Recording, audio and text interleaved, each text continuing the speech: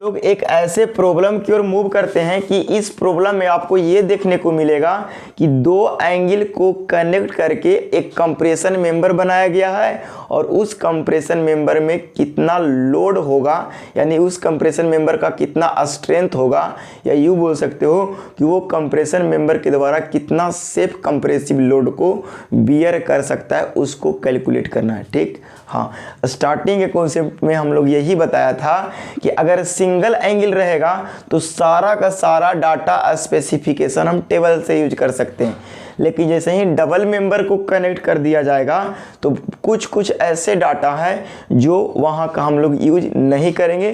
तो वही चीज़ को यहाँ पे सीखेंगे कि कौन सी डाटा है जिसको हम लोग यहाँ पे फिर से कैलकुलेट करना होगा। स्टेप बिल्कुल वही है। सबसे पहले जो डाटा दिया हुआ है, जो सेक्शन यूज किया गया है, वो सेक्शन का पूरा जितना डाटा होता है टेबल से वो लिख दीजिए, यानी दैट मीन्स कुंडली लिख दीजिए। उसके बाद क्या करेंगे, हम लोग मिनिमम रेडियस ऑफ जायरेशन ढूंढेंगे, वो मिल जाएगा। उसके करस्पॉन्डिंग सिलेंडरनेस रेशियो निकाल देंगे, वो मिल जाएगा। इंटरपोलेशन करके हम लोग क्या निकाल देंगे, स्ट्रेस निकाल देंगे सिलेंडरनेस रेशियो के करस्पॉन्डिंग। उतना करने के बाद हम लोग सेफ लोड निकाल देंगे। ठीक, इतना काम करना है और ये न्यूमेरिकल थोड़ा लंबा जाएगा। पैसेंसली इसको अंत तक देखिएगा, बहुत नया नया कंसेप्ट आपको यहाँ देखने को मिलेगा। कह रहा है, क्वेश्चंस को पहले केयरफुली पढ़िए। कह रहा है कि A double angle discontinuous strut consist of 2ISA। जो आपको एक डिसकंटिन्यूअस स्ट्रट बनाया गया है, उसमें दो एंगल का यूज किया गया है और दोनों एंगल का डायमेंशन कुछ ये है। यहाँ पे डायमेंशन सारा mm में है, इस बात को ख्याल होनी ही चाहिए। चलो ठीक, हाँ, कह रहा है कि ठीक with longer leg connected, longer leg back to back connected to opposite sides of gusset plate 10 mm thick. ठीक है ना, हाँ। इतना बात करने के बाद आप डायग्राम बनाना चालू कर देंगे। ठीक, हाँ, देखिए एक आपको ये गसेट प्लेट है और इस गसेट प्लेट का थोड़ा डायग्राम हम बड़ा बनाएंगे, क्योंकि बहुत सारे चीज़ को रिप्रेजेंट करना है। तो फिर कहिएगा कि सर एक ही में घुसा के आप डायग्राम बना देते हैं और हम लोग को छापे में दिक्कत होता है। तो घुसा के डायग्राम नहीं बनाना है, आराम से यहाँ पे देखना है और केयरफुल्ली खाली समझ लेना। ठीक, हाँ, चलिए, ये आपकी गसेट प्लेट है और इसमें आपको ये 2IS को एंगल को कनेक्ट करना है बैक टू बैक। ठीक है ना, opposite sides of gusset plate. मतलब एक एंगल को इधर कनेक्ट किया गया है तो दूसरा का एंगल को आपको उसके अपोजिट डायरेक्शन में कनेक्ट किया गया। एक एंगल सेक्शन इधर कनेक्ट किया गया है और दूसरा एंगल सेक्शन आपको इधर कनेक्ट किया गया।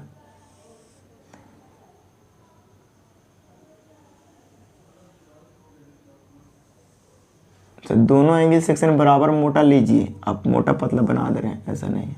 ठीक है ना, दोनों बराबर ही वो। चलो, ऐसा किया गया है और सारे डायमेंशन दिया गया है। ये इस गसेट प्लेट का थिकनेस है 10 mm। ठीक है ना, ये गसेट प्लेट कितना mm थिक है, 10 mm। ठीक, आगे कह रहा है क्वेश्चंस में, तो पढ़िएगा। With rivet the leg strut between centre to centre of intersection is 4 mm। इसका मतलब आपको अनसपोर्टेड लेंथ कितना दे रखा है, 4 mm। तो यहाँ पे दिखाई पड़ रहा है, तो हम लिखेंगे अनसपोर्टेड लेंथ।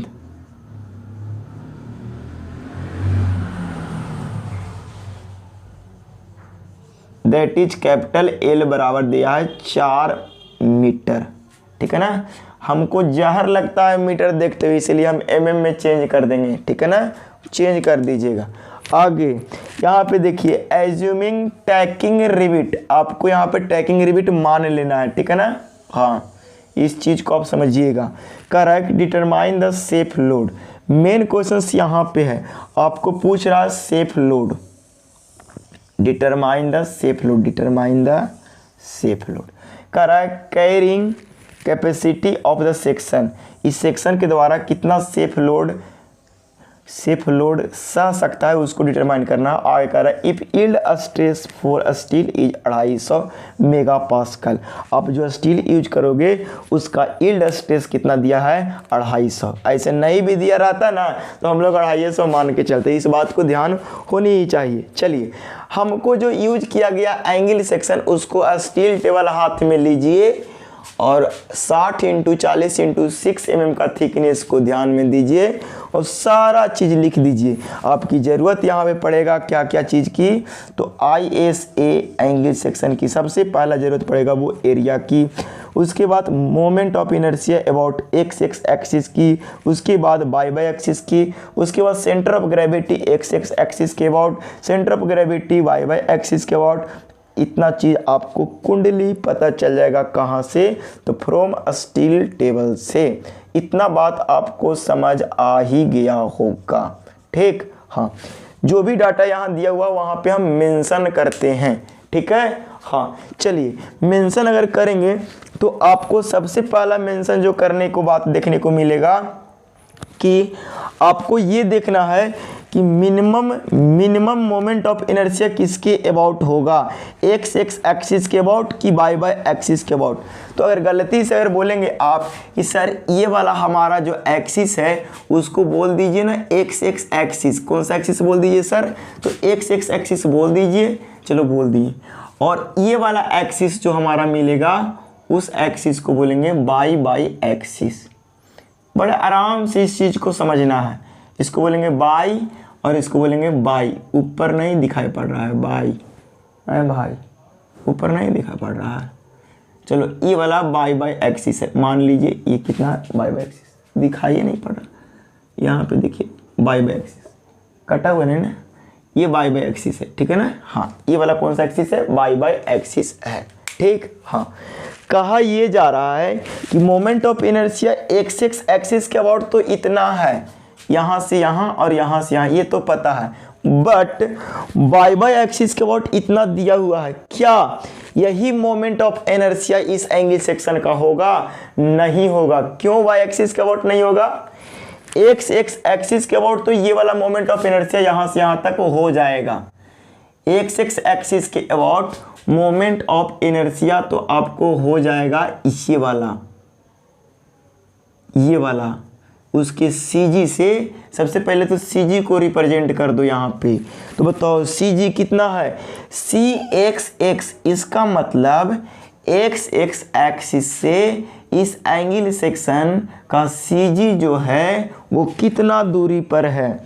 CX का मतलब समझिए कि एक्स एक्सिस से इस एंगल सेक्शन का CG कितना दूरी पर है। तो ज़रा बताइए कि इस एक्स एक्सिस से ये जो CG है वो कितना दूरी पर है, तो ज़रा बताओ चला 19.9 mm पर है।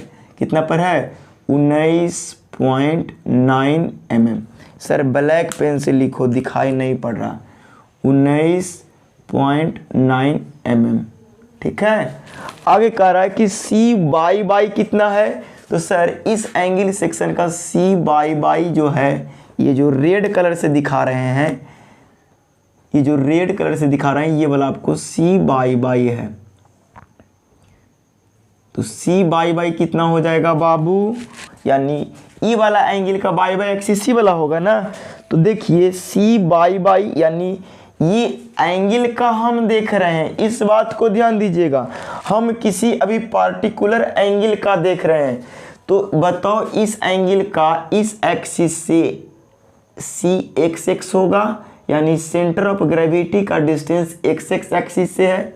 दूसरा बात सी बाई है, इसका मतलब ई वाला एंगल का यहाँ से यहाँ तक बाई एक्सिस से डिस्टेंस कितना होगा, तो सर 10 mm है। कितना mm है?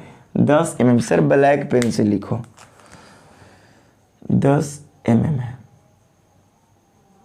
चलो इतना बात आपने समझ गया। अच्छा बताओ, जैसा इधर है वैसा ही उधर होगा कि नहीं? तो दोनों तरफ रिप्रेजेंट करने की कोई मतलब नहीं होती।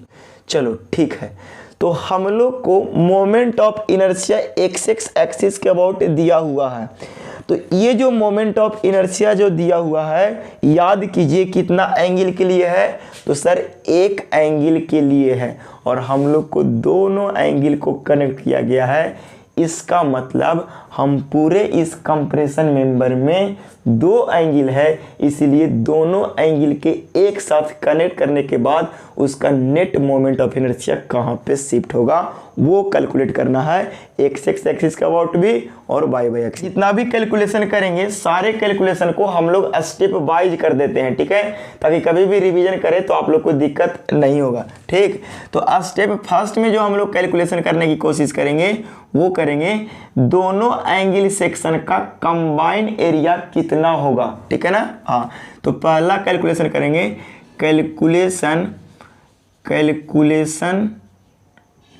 कैलकुलेशन ऑफ कंबाइन एरिया, ठीक है ना। ये दोनों सेक्शन का कंबाइन एरिया कितना हो जाएगा, दैट इज ए डैश अगर करोगे तो बताओ 2 × AG, यानी इसका ग्रॉस सेक्शनल एरिया, और gross sectional area that is आपको कहाँ से मिलेगा, तो सर ये वाला मिलेगा हमको स्टील टेबल से। बार बार बोल रहे हैं, जो स्टील टेबल में जो एरिया रहता है वो सेक्शनल एरिया रहता है और उसी को बोलते हैं ग्रॉस सेक्शनल एरिया। पहला काम अपन कंप्लीट कर दिया, ये ऑलरेडी आपको mm² में आ जाएगा, ठीक है ना। तो पहला काम हम लोग कर दिया इतना। दूसरा स्टेप में जो हम लोग मूव करते हैं वो दूसरा स्टेप में हम लोग मूव करते हैं, और दूसरा स्टेप में हम लोग को कैलकुलेट करना होता है minimum radius of gyration, minimum radius of gyration. इस चीज को आप समझिए। तो आपको कैसे पता चलेगा कि मिनिमम रेडियस ऑफ जाइरेशन कौन वाला में हो, एक्स वाला में है कि वाई वाला में है, ठीक है। तो हम लोग दोनों में चेक करेंगे और देखेंगे कि जिसमें कम आएगा वो मिनिमम होगा, ठीक है, क्योंकि यहाँ टेबल तो यूज कर नहीं सकते क्योंकि एक सेक्शन है नहीं, और टेबल में हमेशा एक ही सेक्शन का सारा स्पेसिफिकेशन, सारा कुंडली दिया हुआ रहता है, ठीक। हाँ, तो हम लोग लिखेंगे कि कैलकुलेशन या कैलकुलेशन इन एक्स डायरेक्शन,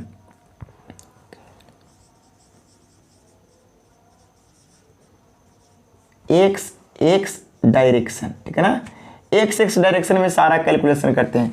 तो जरा बताइए कि यहाँ पे moment of inertia about x direction में हमारा कितना है टेबल से, तो सर 1.9 × 9 × 10⁴ mm⁴। तो देखिए कि हमारा एक्स डायरेक्शन ये वाला है, इस चीज़ को आप समझिए। हमारा एक्स डायरेक्शन ये वाला है और हमारा CG ये वाला है, और यहाँ से इसकी मोमेंट ऑफ इनर्शिया हमारा कितना है, इतना है। तो देखिए एक्स डायरेक्शन में मोमेंट ऑफ इनर्शिया कोई शिफ्ट नहीं करेगा, जितना इधर होगा उतना इधर होगा। सिर्फ ये होगा कि पूरे सेक्शन का ये दोनों एंगल को मिला करके टोटल मोमेंट ऑफ इनर्शिया कितना होगा, तो सर कुछ नहीं करेंगे। जब एक्स में कैलकुलेट यहाँ पे कर रहे हैं यानी एक्स डैश, तो क्या हो जाएगा, दोनों के लिए 2 से मल्टीप्लाई हो जाएगा। 2 × 19.9 × 10⁴ mm⁴, ठीक है ना। यहाँ से आपको मोमेंट ऑफ इनर्शिया पता चल गया। मोमेंट ऑफ इनर्शिया हमको पता चल गया एक्स डायरेक्शन में, ठीक है। हाँ, किसका, तो ये कंबाइन यानी दोनों एंगल को एक साथ कंबाइन करने के बाद, ठीक। हाँ, देखिए यहाँ पे ये वाला होगा, ठीक। हाँ, अभी हम इसको लिख देते हैं। तो देखिए ये पूरे कंबाइंड एंगल के लिए या पूरे कंबाइंड सेक्शन के लिए हमको मोमेंट ऑफ इनर्शिया हमको इतना पता चल गया। तो यहाँ से आप रेडियस ऑफ जाइरेशन निकाल सकते हैं, कितना होता है, तो अंडर रूट I डैक्स, ठीक है ना। ये रेडियस ऑफ जाइरेशन जो है वो एक्स एक्सिस के अबाउट निकाल रहे हैं, तो IX बट्टा यहाँ पे आपको दोनों एंगल के लिए न निकाले हैं, तो यहाँ पे एरिया हो जाएगा 2 × AG, यानी डायरेक्ट हम कह सकते हैं A डैश, ठीक है। तो उसको यहाँ पे लिखना होगा ऐसा, IX डैक्स की जगह पर क्या लिख सकते हो? तो सर अभी कैलकुलेट करके लाया आपने 39.8 इंटू 10 के पावर 4 और डिवाइडेड बाय 2 इंटू 565। यहाँ से आपको पता चल जाएगा R इन x डायरेक्शन। अभी इसको कैलकुलेट करके लिख देते हैं। देखिए कैलकुलेट करने के बाद आया 18.76 आया, ठीक है ना। इतना हमारा क्या आया, इसको क्या बोल रहे हैं, रेडियस ऑफ जाइरेशन एक्स एक्सिस के अबाउट आया। तो इसको फ्रेश लिख दीजिए। आर एक्स जो आया वो 18.76 आया कि mm आया किसके अबाउट? तो सर बोलिए ये जो आया एक्स एक्सिस के अबाउट हमारा आ गया रेडियस ऑफ जाइरेशन। ठीक, अब गलती से हम वाई एक्सिस के अबाउट अगर कैलकुलेशन करें तो हमारा क्या हो जाएगा, काम बन जाएगा। ठीक है, हाँ देखिए बहुत बड़ा लॉन्ग में क्वेश्चन था ये, तो इसको इरेज कर देते हैं। ठीक है, हाँ चलिए अब हम लोग को क्या करने के बाद हम लोग ये लिखेंगे कैलकुलेशन इन बाई डायरेक्शन। ठीक है, हाँ यानी बाई डायरेक्शन में आपको रेडियस ऑफ जाइरेशन पता करना होगा, और वाई डायरेक्शन में रेडियस ऑफ जाइरेशन तभी पता होगा जब आपको बाई डायरेक्शन में ये पूरे कंबाइंड सेक्शन का मोमेंट ऑफ इनर्शिया पता होना चाहिए। और इस कंबाइंड सेक्शन का सबसे पहले हम मोमेंट ऑफ इनर्शिया कैलकुलेट अभी करेंगे। ठीक है, हाँ तो बड़े आराम से देखिए कि इस सेक्शन का सी जी यहाँ पे है और इस सेक्शन का सी जी यहाँ पे है। तो इस सी जी के अलोंग आपके मोमेंट ऑफ इनर्शिया गिवन है। इस सी जी के अलोंग मोमेंट ऑफ इनर्शिया क्या है, गिवन है। इस सी जी के अलोंग भी आपको मोमेंट ऑफ इनर्शिया गिवन है। तो जरा बताइए कि इस सी जी के along moment of inertia given है और इस वाले सी जी के अलोंग भी मोमेंट ऑफ इनर्शिया गिवन है, क्या इसके अलोंग निकालना पड़ेगा? नहीं सर, जब ये दोनों एंगल को कंबाइन किए तो आपको नेट नया वाई एक्सिस हमारा ये मिला, और इस वाई एक्सिस के अलोंग आपको क्या करना है, मोमेंट ऑफ इनर्शिया निकालना है। तब हम लोग क्या करते हैं, इस स्थिति में हम लोग लगाते हैं parallel axis theorem. Parallel axis theorem लगाने से क्या फ़ायदा होता है कि यहाँ पे वाला मोमेंट ऑफ इनर्शिया इस एक्सिस पर जाकर के शिफ्ट हो जाता है, और पूरे हम कंबाइंड बॉडी का मोमेंट ऑफ इनर्शिया इसी एक्सिस पर आएगा। इसीलिए हम लोग क्या करते हैं, यहाँ पे क्या करते हैं, मोमेंट ऑफ इनर्शिया को इस वाले एक्सिस के अबाउट ट्रांसफर करते हैं। तो जरा बताइए कि इस वाले एक्सिस के अबाउट मोमेंट ऑफ इनर्शिया को ट्रांसफर करना है तो पहले क्या करते हैं कि हमको तो यहाँ से यहाँ तक डिस्टेंस ही गिवन है, क्योंकि सी जी जो दिया हुआ है वो यहाँ से यहाँ तक दिया हुआ है, यानी वाई एक्सिस से सी जी तक का डिस्टेंस है आपको सी वाई, और वो गिवन है आपको 10 mm गिवन है। मतलब यहाँ से यहाँ तक डिस्टेंस तो गिवन है, क्या यहाँ से यहीं तक डिस्टेंस पता करना है? नहीं सर, हमको यहाँ से यहाँ तक का डिस्टेंस पता करना है, यहाँ से लेकर के यहाँ तक। तो ये वाला डिस्टेंस भी आपको पता करना होगा, और ये डिस्टेंस आप कैसे पता करोगे, तो गसेट प्लेट के आधा कर दोगे। ठीक, अब हम लोग क्या करेंगे, इस वाले को यहाँ कन्वर्ट कर देंगे तो हमारा इस एंगल सेक्शन का मोमेंट ऑफ इनर्शिया इसके अबाउट मिल जाएगा। सिमिलर प्रोसेस इधर करेंगे तो सेम मिल जाएगा। तो कुछ नहीं करेंगे, इसको निकाल के दूसरे गुना कर देंगे। ठीक, हाँ तो बड़ा आसानी से देख लीजिए कि ये वाला यहाँ से यहाँ तक डिस्टेंस आपको पता करना है, और ये वाला डिस्टेंस को अगर कुछ समय के लिए के माने तो के बराबर हम क्या लिख सकते हैं, तो सर के बराबर हम लिख सकते हैं sir C Y plus half into gusset plate, thickness of gusset plate का आधा, गसेट प्लेट का आधा। ठीक है, तो बताओ सी वाई कितना है, तो सर वाई 10 है, और गसेट प्लेट का थिकनेस कितना है, तो 10 है। 10 के आधा करोगे तो आपको आ जाएगा 15 mm, यानी के की वैल्यू आ गया 15 mm। अब आपको ये गिवन है moment of inertia, moment of inertia about Y by axis along C G वो कितना पता है? तो सर वो टेबल से पता है किसी सेक्शन का, वो 7.0 इंटू 10 के पावर 4 mm4। ठीक, हाँ। अब हम लोग लगाते हैं apply parallel axis theorem. Parallel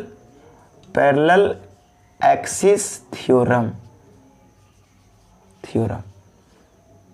चलो बताओ आप लोग पैरेलल एक्सिस थ्योरम में क्या पढ़े थे? तो सर हम लोग यही पढ़े थे। पैरेलल एक्सिस थ्योरम में क्या पढ़े थे? फटाफट बताओ कि सर आई पूरे सेक्शन का अगर निकालना चाहेंगे, ये दोनों सेक्शन को कंबाइंड रूप से, तो लिखेंगे आई वाई। अगर हम निकालना चाहेंगे पूरे सेक्शन को तो हम ये बोलेंगे कि सर यहाँ पे आई वाई जो CG से पास करेगा वो, और इनटू एरिया इनटू इसकी बीच का यहाँ से यहाँ तक का डिस्टेंस, वो हो जाएगा कितना? तो सर 15 हो जाएगा, और इसकी होल स्क्वायर कर देंगे।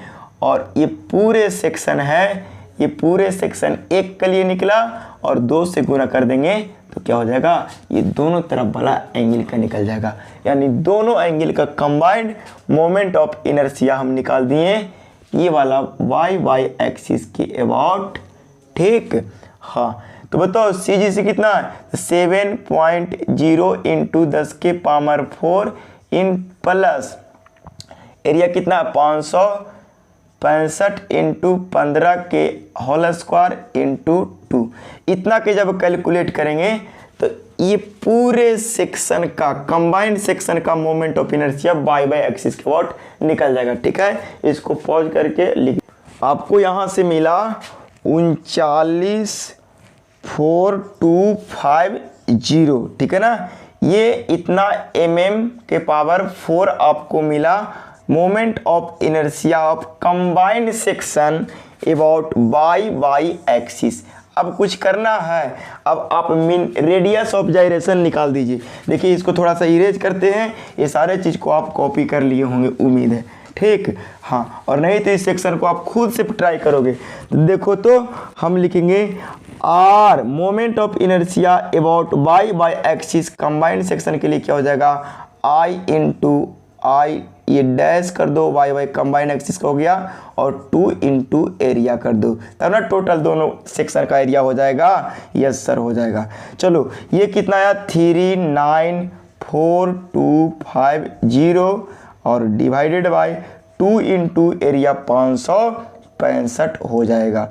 इतना जब करोगे तो आपकी कुछ आंसर यहाँ पे आएगा, जिसको सोल्व करके लिखते हैं। अब हम लोग ये देखें कि हमारा जो रेडियस ऑफ जाइरेशन निकला वाई बाई एक्सिस के अबाउट पूरे कंबाइंड सेक्शन का, वो 18.67 निकला। ठीक है ना, हाँ। अब हमको सेलेक्ट करना है कि मिनिमम रेडियस ऑफ जाइरेशन, तो बताओ ये वाला छोटा होगा कि ये वाला छोटा होगा? तो सर हमको वाई ही छोटा होगा। ठीक है, हाँ। तो हमको एल इफेक्टिव पता करना होगा अब। ठीक है ना, तो इतना पहले करिए कॉपी, और इसके बाद हम लोग बताते हैं एल इफेक्टिव कैसे निकलता है। तो हम लोग को एल इफेक्टिव निकालना होगा, इसको करिए कॉपी। और यहाँ पे अब हम लोग देखते हैं एल इफेक्टिव निकालते हैं। तो बताइए कि सर आपको जो लेंथ अनसपोर्टेड लेंथ था, अनसपोर्टेड, इसको आप यहाँ पे अनसपोर्टेड लेंथ कितना है? अनसपोर्टेड लेंथ सर 4 मीटर है। ठीक है ना, हाँ। तो देखिए आप जब क्वेश्चंस को यहाँ पे फिर से लगा देते हैं, और उस क्वेश्चंस को पढ़ने से आपको पता चल रहा होगा कि उस कंडीशन के लिए आपको इफेक्टिव लेंथ कितना लेना है। तो सर इफेक्टिव लेंथ जो होगा ना, एल इफेक्टिव, वो हो जाएगा 0.85 into unsupported length, that is 0.85 into unsupported length कितना है? तो सर 4 है। इसको 4 मीटर में है, और हम मीटर में देखना नहीं चाहते हैं, इसको 10 के पावर 3 से क्या कर दो? गुना कर दो, तो आ जाएगा mm। अनसपोर्टेड लेंथ पता चल गया, आप क्या निकाल दोगे? आप यहाँ से निकाल दोगे क्या? Slenderness ratio. तो यहाँ से निकाल दोगे सिलेंडरनेस रेशियो।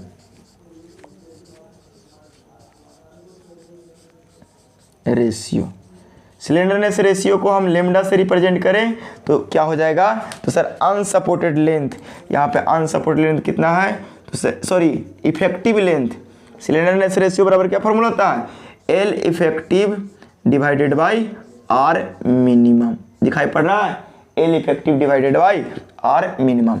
एल इफेक्टिव कितना है, तो सर 0.85 इंटू 4 इंटू 10 की पावर 3 mm है एल इफेक्टिव, और मिनिमम रेडियस ऑफ जायरेशन कितना निकल के आया, तो सर 18.67 आया। यहाँ से आपकी स्लेंडरनेस रेशियो की वैल्यू आ जाएगा, जो कैलकुलेट करके लिख देते हैं।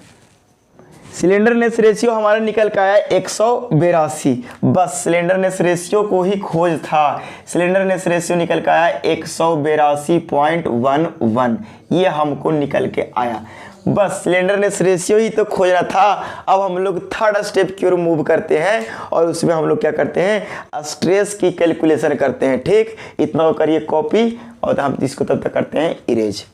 उम्मीद है कॉपी कर लिए होंगे, अब इसको करते हैं इरेज। ठीक, हाँ, लेमडा कैलकुलेट कर लिए, ठीक है, लेमडा कैलकुलेट कर लिए, that is slenderness ratio calculate कर लिए। अब स्लेंडरनेस रेशियो कैलकुलेट करने के बाद हम लोग स्टेप थर्ड की ओर मूव करते हैं। स्टेप थर्ड की ओर इसलिए मूव करते हैं क्योंकि आपको स्ट्रेस कैलकुलेट करना। स्टेप थर्ड में एलोएबल स्ट्रेस कैलकुलेट करना, स्ट्रेस, ठीक है ना। हाँ, तो उसके लिए लैम्डा की वैल्यू कितना गिवन है, तो सर लैम्डा की वैल्यू आपको कैलकुलेट करके आया 182.11, ठीक है। हाँ, उसके बाद आपको क्या कैलकुलेट करना है, तो सर हमको इसके करस्पॉन्डिंग स्ट्रेस तो कैलकुलेट करना है, दैट इज ये पता नहीं है तो इसको लिए एज्यूम करना होगा। लेमडा 1 और लेमडा 2 182 किससे किसके बीच में आएगा, तो सर 180 और 190 के बीच में आएगा। इसे करस्पॉन्डिंग सिग्मा AC1 और इसे करस्पॉन्डिंग सिग्मा AC2, इसका दोनों का वैल्यू आप टेबल से देख के लिख लोगे। अभी लिख, यहाँ पे देखें तो इसका आया 33 और इसका आया 30, ठीक है ना। हाँ, अब कुछ नहीं करना है, सिग्मा AC निकालिए और फटाफट लिखिए। सिग्मा AC बराबर हो जाएगा सिग्मा AC2 प्लस ये दोनों का डिफरेंस के ऊपर 30 माइनस 30 और ये दोनों का डिफरेंस के नीचे माइनस 180 इंटू जिसको निकालना रहता था उसको घटाते थे बड़ा वाला में से 190, ठीक है ना। इसको निकालना किसको है, तो 182.11, ठीक है। यहाँ से इसकी भी वैल्यू लिखिए, तो काय लग रहा है कर ले, ठीक है। इसको कैलकुलेशन करके आप सिग्मा AC निकाल लोगे। यहाँ से कैलकुलेट करने के बाद आया 32.367, ठीक है ना। और इस कंडीशन के लिए जो होता है four double angle discontinuous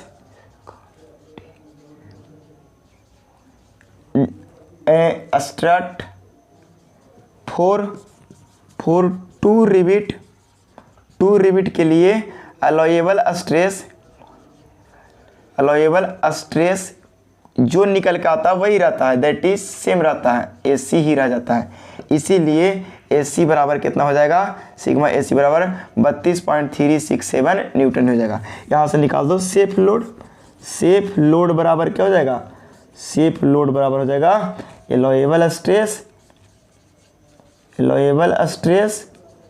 into area.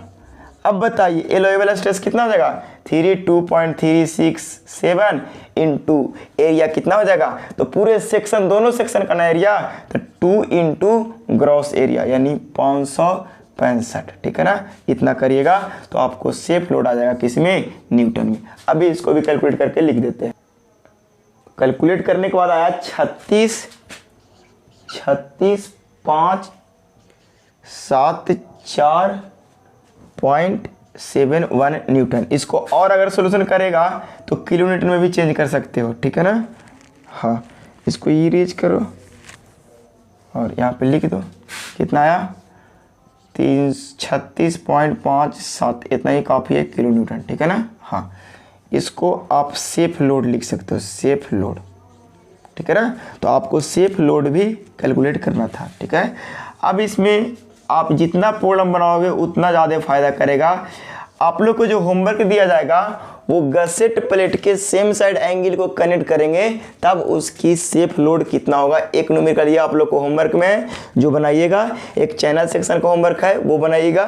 जितना होमवर्क दिया था उतना आप भरपूर बनाइए। और इसके बाद अब डिजाइनिंग चलेगा, और डिजाइनिंग के बाद लेसिंग एंड बैटनिंग खत्म। लेसिंग बैटनिंग पढ़ाने के बाद ये टॉपिक कंप्रेशन मेंबर फिनिश हो जाएंगे। ठीक, तो आज क्लास इतना ही रहने दीजिए और इसको पूरा एनालिसिस कीजिए, भरपूर कीजिए।